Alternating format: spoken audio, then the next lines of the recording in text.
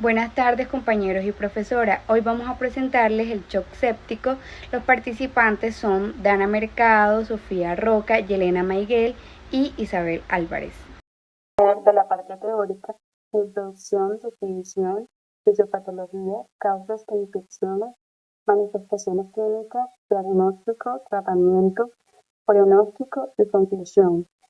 En el caso clínico vamos a exponerles datos generales, motivos de consulta, historia de la enfermedad actual, antecedentes, examen físico, exámenes paraclínicos, interpretación bacteriológica, diagnóstico, manejo restaurados, evolución del paciente, discusión académica y conclusión. La sepsis se define como una disfunción orgánica causada por una respuesta desregulada del huésped ante una infección.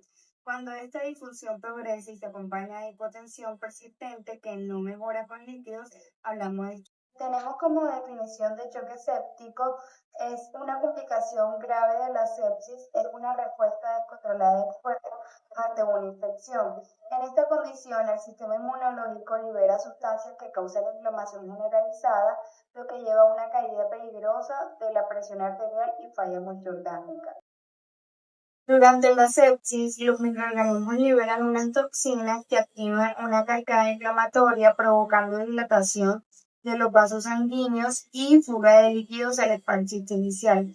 También formación de microtrombos como resultado, disminuyendo la perfusión tisular y los órganos no reciben suficiente oxígeno y comienza la falla orgánica. En infecciones asociadas al choque séptico por sistemas tenemos 6 sistemas, los cuales se subdividen en sistema respiratorio como neumonía bacteriana grave, neumonía asociada a ventilador, gérmenes comunes como S-neumonía, pseudomonas y acidenobacter. En el sistema nervioso central tenemos a meningitis, encefalitis bacteriana y también patógenos como Neisseria meningitis, Streptococcus pneumoniae, y en el sistema gastrointestinal tenemos a peritonitis, abscesos intraabdominales, también a la E. coli, Neisseria bacteroides pharyngitis.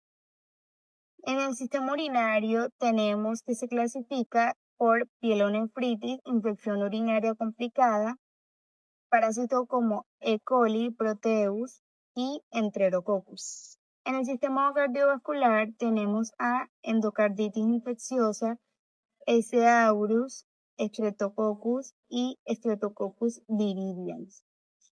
En el sistema osteoarticular tenemos que se clasifica en osteomelitis, artritis séptica, parásitos como S. aureus, pseudomonas, en usuarios que consumen drogas de quinto nivel. En las manifestaciones clínicas los signos principales son fiebre o hipotermia, frecuencia cardíaca y respiratoria elevadas, confusión o desorientación, hipotensión y disminución del gasto urinario. El choque séptico, la presión arterial se mantiene baja y a pesar de la reeliminación con líquidos. Los pacientes pueden presentar la piel fría, cianosis y alteraciones del estado de conciencia.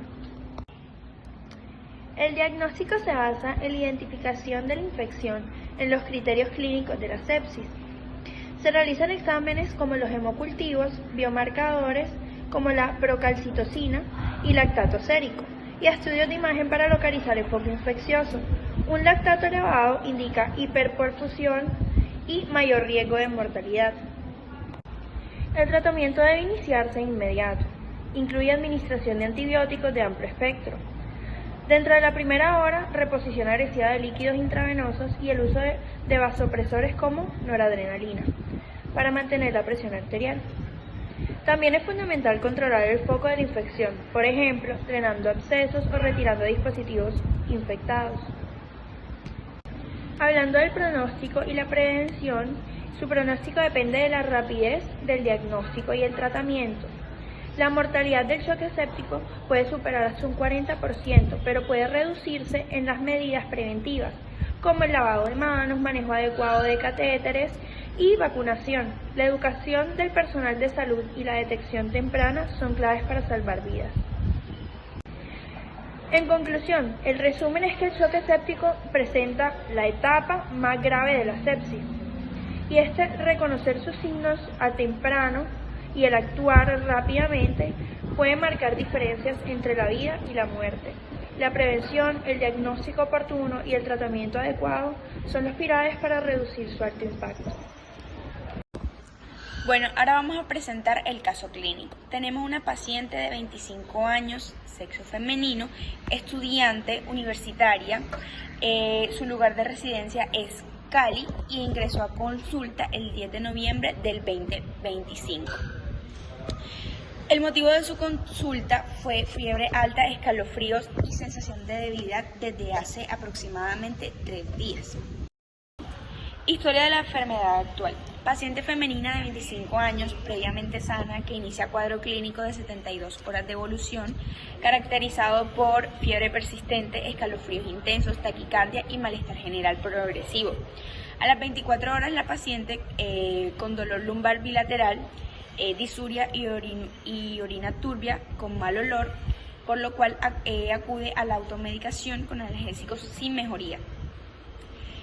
La cual acude al servicio de urgencias por hipotensión, taquipnea y taquicardia. Durante la valoración, esta presenta piel fría, sudorosa, palidez y confusión leve.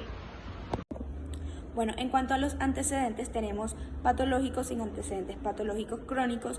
Quirúrgicos, tenemos una apendicectomía hace 3 años, alergias no conocidas, medicamentos ninguno habitual y hábitos: no fuma y no consume alcohol ni drogas.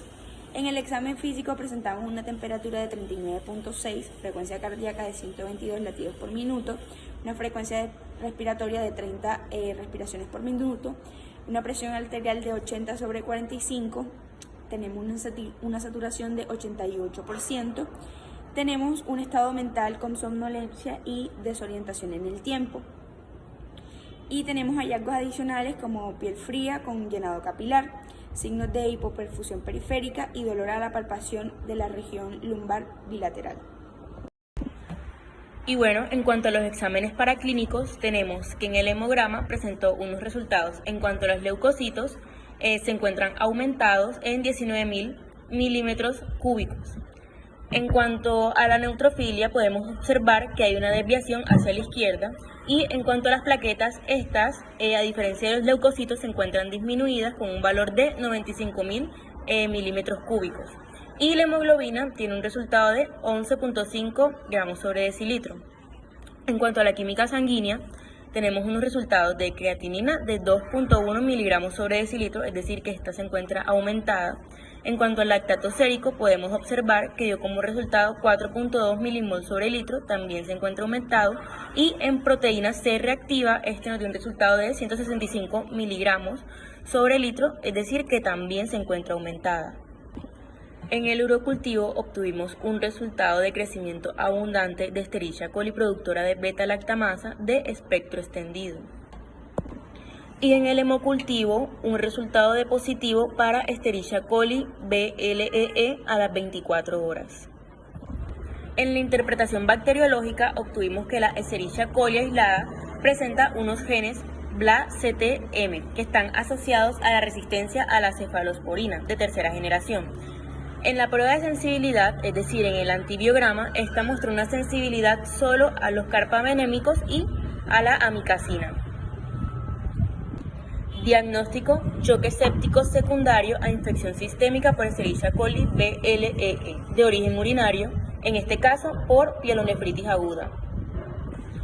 ¿Qué manejo se daría en este caso? En primera, empezaríamos con una reposición agresiva de líquidos cuarto, en este caso cristaloides sotónicos. En segunda, una antibiótico-terapia empírica inicial, en este caso sería con piperacilina y tazobactam. Esta obviamente ajustada a meropenem según el antibiograma. En tercera parte, una oxigenoterapia y completa vigilancia en UCI. En cuarta instancia, un soporte vasopresor, en este caso norepinefrina por hipotensión persistente. Y como quinto paso, un control de foco infeccioso. En este caso sería un drenaje de absceso renal pequeño, siempre guiado por ecografía. En la evolución de la paciente, tras 72 horas de manejo intensivo, Esta paciente presentó mejoría hemodinámica, hubo un descenso progresivo de lactato y una recuperación de su conciencia. A los 10 días, los hemocultivos de control fueron negativos y se egresó con tratamiento antibiótico oral dirigido.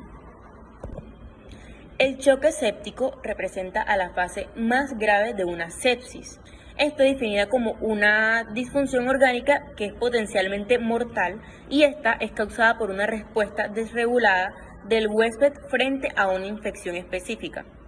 En este caso, la Escherichia coli lo que hizo fue que actuó como patógeno oportunista del tracto urinario, que pues al invadir el torrente sanguíneo generó una bacteremia con una liberación de endotoxinas. Estas fueron liberadas activando el sistema inmunitario y provocando una vasodilatación generalizada, también una fuga capilar y una falla multiorgánica en la paciente. Conclusión. Este caso resalta la verdadera importancia del diagnóstico bacteriológico oportuno, la identificación de cepas resistentes y la implementación rápida de tratamientos antimicrobianos adecuados para poder prevenir desenlaces fatales. La sepsis continúa siendo una emergencia médica crítica, donde la microbiología clínica tiene un papel esencial para la supervivencia del paciente.